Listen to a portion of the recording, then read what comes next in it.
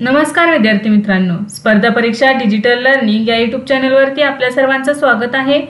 विद्यार्थी मित्रांनो, आज आहे 7 एप्रिल 2024। तर आपल्या डेली करंट अफेअर्सच्या सीरीज मधील काही महत्त्वाचे चालू घडामोडीचे घटक आज आपण अभ्यासूया। चला तर मग आजच्या व्हिडिओला सुरुवात करूया। फर्स्ट क्वेश्चन आहे, जागतिक बँकेच्या आर्थिक सल्लागार समितीचे सदस्य म्हणून कोणाची नियुक्ती करण्यात आली आहे? तर याचे उत्तर आहे राकेश मोहन। एप्रिल 2024 मध्ये जागतिक बँक समूहाने भारतीय रिझर्व्ह बँकेचे माजी डेप्युटी गव्हर्नर राकेश मोहन यांची आर्थिक सल्लागार समितीचे सदस्य म्हणून नियुक्ती केली आहे। ते सध्या centre for social and economic प्रोग्रेसचे अध्यक्ष एमिरेट्स आहेत। ते पंतप्रधानांच्या आर्थिक सल्लागार समितीचे अर्धवेळ सदस्य म्हणूनही काम करत आहेत। यापूर्वी त्यांनी आंतरराष्ट्रीय नाणेनिधीच्या संचालक मंडळावर कार्यकारी संचालक म्हणून काम केले आहे।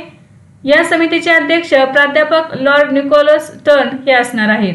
इंदरमित गिल मुख्य अर्थशास्त्रज्ञ आणि विकास अर्थशास्त्राचे वरिष्ठ उपाध्यक्ष हे जागतिक बँक समूहाचे सहअध्यक्ष असतील। नेक्स्ट आहे, तक्रार निवारण प्रणालीची अपग्रेड केलेली आवृत्ती स्कोअर 2.0 कोणी सुरू केली आहे? तर याचे उत्तर आहे SEBI. Securities and exchange board of India म्हणजे सेबीने त्यांच्या सेबी तक्रार निवारण प्रणालीची अपग्रेड केलेली आवृत्ती स्कोअर 2.0 लॉन्च केली आहे। तर स्कोअर 2.0 चा मुख्य उद्देश तक्रारींचे निवारण करणे आहे। स्कोअरची नवीन आवृत्ती auto routing, auto acceleration, monitoring आणि टाइमलाइन कमी करून प्रक्रिया अधिक कार्यक्षम करेल। स्कोअर 2.0 मध्ये तक्रारीचे निवारण करण्याची वेळ मर्यादा 21 दिवसांपर्यंत कमी करण्यात आली आहे। नेक्स्ट आहे, वर्ल्ड इकॉनॉमिक फोरमने young global leaders community the class of 2024 मध्ये किती भारतीयांचा समावेश केला आहे? तर याचे उत्तर आहे 5। एप्रिल 2024 मध्ये वर्ल्ड इकॉनॉमिक फोरमने स्वित्झर्लंडमधील जिनिव्हा येथे young global leaders community the class of 2024 ची 20वी आवृत्ती जाहीर केली आहे। या यादीत राजकारण, व्यवसाय, नागरिक समाज, कला आणि शिक्षण अशा विविध क्षेत्रातील 40 वर्षांखालील सुमारे 90 तरुणांचा समावेश आहे। या यादीत 5 भारतीयांचा समावेश करण्यात आलेला आहे। तर बघा, हे 5 भारतीय कोण आहेत? भूमी पेडणेकर ही भारतीय चित्रपट अभिनेत्री आहे। अद्वैत नायर नायका फॅशनचे CEO, अर्जुन भरतिया जुगलंट ग्रुपचे संचालक, प्रिया अग्रवाल हेबर वेदांता लिमिटेडच्या बिगर कार्यकारी संचालक, शरद विवेक सागर डेक्स्टरिटी ग्लोबलचे संस्थापक आणि CEO। बघा, WEF चा यंग ग्लोबल लीडर्स उपक्रम 2005 मध्ये सुरू करण्यात आला। नेक्स्ट आहे, अलीकडेच DRDO द्वारे कोणत्या बॅलिस्टिक क्षेपणास्त्राची यशस्वी चाचणी घेण्यात आली? तर याचे उत्तर आहे अग्नि प्राईम। एप्रिल 2024 मध्ये स्ट्रॅटेजिक फोर्सेस कमांड आणि DRDO ने ओडिसाच्या किनारपट्टीवर अग्नि प्राईम या नव्या पिढीच्या बॅलिस्टिक क्षेपणास्त्राची यशस्वी चाचणी घेतली। अग्नि प्राईम हे 2 टप्प्यात पृष्ठभागावरून पृष्ठभागावर मारा करणारे क्षेपणास्त्र आहे। हे अग्नि मालिकेतील आधुनिक, प्राणघातक, अचूक आणि मध्यम श्रेणीचे अण्वस्त्र क्षेपणास्त्र आहे। भारताचे हे आण्विक क्षेपणास्त्र एकाच वेळी शत्रूचे अनेक लक्ष्य नष्ट करू शकते। अग्नि प्राईम क्षेपणास्त्राच्या 3 यशस्वी विकासात्मक चाचण्यांनंतर हे दुसरे प्री इंडक्शन नाईट प्रक्षेपण होते, ज्यामुळे प्रणालीची अचूकता आणि विश्वासार्हता वाढली। अग्नि प्राईम अणु क्षेपणास्त्राचे पहिले प्री इंडक्शन नाईट प्रक्षेपण 7 ते 8 जून 2023 रोजी करण्यात आले। नेक्स्ट आहे, कोणत्या देशाच्या संशोधन केंद्राने जगातील सर्वात शक्तिशाली लेसर सक्रिय केले आहे? तर याचे उत्तर आहे रोमानिया। एप्रिल 2024 मध्ये अभियंता अँटोनिया टोमा यांनी रोमानियातील एका संशोधन केंद्राच्या नियंत्रण कक्षात जगातील सर्वात शक्तिशाली लेसर सक्रिय केले आहे। रोमानियाची राजधानी बुकारेस्ट जवळ केंद्रातील लेसर 2018 चे भौतिकशास्त्राचे नोबेल पारितोषिक फ्रान्सचे जेरार्ड मोरो आणि कॅनडाच्या डोना स्ट्रिकलँड यांच्या शोधांचा वापर करून फ्रेंच कंपनी थेल्सद्वारे चालवली जात आहे। लेझर प्रकाशाच्या तेजस्वी किरणांमुळे जगाविषयीचे ज्ञान सखोल होण्यासाठी आणि त्याला आकार देण्यासाठी नवीन संधी मिळणार आहेत। नेक्स्ट आहे, CIDC विश्वकर्मा पुरस्कार 2024 कोणाला प्रदान करण्यात आला आहे? तर SGVN लिमिटेडला देण्यात आलेला आहे विश्वकर्मा पुरस्कार 2024। एप्रिल 2024 मध्ये कॉर्पोरेट सामाजिक उत्तरदायित्व योगदानासाठी SGVN लिमिटेडला 15व्या CIDC विश्वकर्मा पुरस्कार 2024 ने सन्मानित करण्यात आले।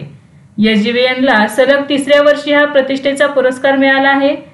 एचव्हीएन लिमिटेड ही मिनी रत्न श्रेणी असणारी ऊर्जा मंत्रालयाच्या अंतर्गत सार्वजनिक क्षेत्रातील संस्था आहे। एचव्हीएन ची स्थापना 24 मे 1988 रोजी झाली। उल्लेखनीय योगदानाची दखल घेऊन बांधकाम उद्योग विकास परिषदेद्वारे हे पुरस्कार प्रदान केले जातात। नेक्स्ट आहे दिल्लीतील वन संरक्षणाशी संबंधित समितीच्या अध्यक्षपदी कोणाची नियुक्ती करण्यात आली आहे? तर न्यायमूर्ती नजमी वजीरी यांची नियुक्ती करण्यात आलेली आहे। एप्रिल 2024 मध्ये दिल्ली हायकोर्टाने दिल्ली उच्च न्यायालयाचे माजी न्यायमूर्ती नजमी वजीरी यांची राष्ट्रीय राजधानी प्रदेशातील वन संरक्षणावरील अंतर्गत विभागीय समितीचे अध्यक्ष म्हणून नियुक्ती केली आहे। दिल्ली उच्च न्यायालयाचे न्यायमूर्ती वजीरी हे दिल्लीचे हरित न्यायाधीश म्हणून प्रसिद्ध आहेत। दिल्लीच्या वन विभागाच्या म्हणण्यानुसार दिल्लीतील एकूण वनक्षेत्र 85 चौरस किलोमीटर आहे। नेक्स्ट आहे भारत सरकार देशातील युरियाची आयात कधीपर्यंत बंद करण्याचे उद्दिष्ट ठेवले आहे? तर याचे उत्तर आहे 2025।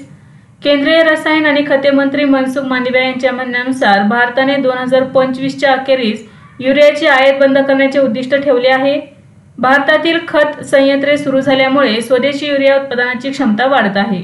देशातील युरिया उत्पादन 2014 ते 15 मध्ये 225.8 लाख टनांवरून 2022-23 मध्ये 284.95 लाख टन झाले आहे। 2022-23 मध्ये युरियाची एकूण आयात 75.8 लाख टन होती, जी देशांतर्गत मागणीच्या सुमारे 30% आहे। भारतात युरिया प्रामुख्याने ओमान, कतार, सौदी अरेबिया आणि संयुक्त अरब अमिराती येथून आयात केला जातो। नेक्स्ट आहे मालवाहतुकीच्या दृष्टीने भारतातील सर्वात मोठे बंदर कोणते ठरले आहे? तर पारादीप बंदर ठरलेले आहे। मालवाहतुकीच्या दृष्टीने ओडिशा राज्यातील पारादीप बंदर भारतातील सर्वात मोठे बंदर ठरले आहे। या प्रकरणात बंदराने गुजरातमधील दीनदयाल बंदर प्राधिकरणाला मागे टाकले आहे। ओडिशातील सरकारी मालकीचे पारादीप बंदरावरून आर्थिक वर्ष 2023-24 मध्ये 145.38 दशलक्ष टन मालवाहतूक करण्यात आलेली आहे। नेक्स्ट आहे जगातील सर्वात शक्तिशाली MRI स्कॅनरमध्ये कोणत्या देशाच्या शास्त्रज्ञांनी मेंदूचे स्कॅनिंग केले आहे? तर याचे उत्तर आहे फ्रान्स। एप्रिल 2024 मध्ये फ्रान्समधील शास्त्रज्ञांनी जगातील सर्वात शक्तिशाली मॅग्नेटिक रेझोनान्स इमेजिंग स्कॅनरद्वारे मेंदूचे स्कॅनिंग केले आहे। या स्कॅनरने मानवी मेंदूची आतापर्यंतची सर्वात अचूक आणि उच्च दर्जाची प्रतिमा तयार केली आहे। या नवीन तंत्रज्ञानामुळे मेंदूशी संबंधित आजार म्हणजे अल्झायमर आणि पार्किन्सन्स समजण्यास मदत होणार आहे। हे मेंदूच्या सेरेब्रल कॉर्टेक्सपर्यंत पोहोचणाऱ्या लहान रक्तवाहिन्या देखील पाहू शकते। नेक्स्ट आहे अलीकडेच कोणत्या देशाने 2026च्या राष्ट्रकुल खेळाचे आयोजन करण्यास नकार दिला आहे? तर याचे उत्तर आहे सिंगापूर। सिंगापूरने 2026च्या राष्ट्रकुल क्रीडा स्पर्धेचे आयोजन करण्यास नकार दिला आहे। 2023 मध्ये वाढत्या खर्चामुळे ऑस्ट्रेलियाच्या व्हिक्टोरिया राज्याने 2026 मधील कॉमनवेल्थ गेम्सचे आयोजन करण्यास नकार दिला होता। 2022 मध्ये इंग्लंडमधील बर्मिंगहॅम शहरात अखेरचे कॉमनवेल्थ गेम्स आयोजन करण्यात आले होते। नेक्स्ट आहे कोणत्या राज्यात 5200 वर्षे जुनी हडप्पा वसाहत सापडली आहे? तर गुजरात या राज्यामध्ये सापडलेली आहे। केरळ विद्यापीठातील पुरातत्व शास्त्रज्ञांनी गुजरातच्या कच्छमधील पुरातत्व उत्खननात 5200 वर्षे जुनी हडप्पाची वस्ती सापडली आहे। कच्छ जिल्ह्यातील खातिया गावाजवळ सुमारे 1.5 किलोमीटर अंतरावर पडता बेट येथील 5200 वर्ष जुन्या हडप्पाच्या वस्तीतून आणखी महत्त्वाचे निष्कर्ष सापडले आहेत।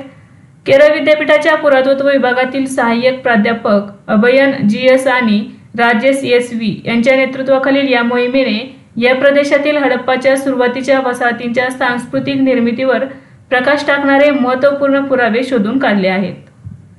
नेक्स्ट आहे 10,000 मेगावॅट अक्षय ऊर्जा क्षमता असलेली पहिली भारतीय कंपनी कोणती ठरली आहे? तर याचे उत्तर आहे Adani green energy. Adani green एनर्जीने आर्थिक वर्ष 2023-24 मध्ये 2848 मेगावॅट अक्षय क्षमता प्रवाहात आणली आहे। कंपनीकडे आता 10,934 मेगावॅटचा ऑपरेटिंग पोर्टफोलिओ आहे, जो भारतातील सर्वात मोठा आहे।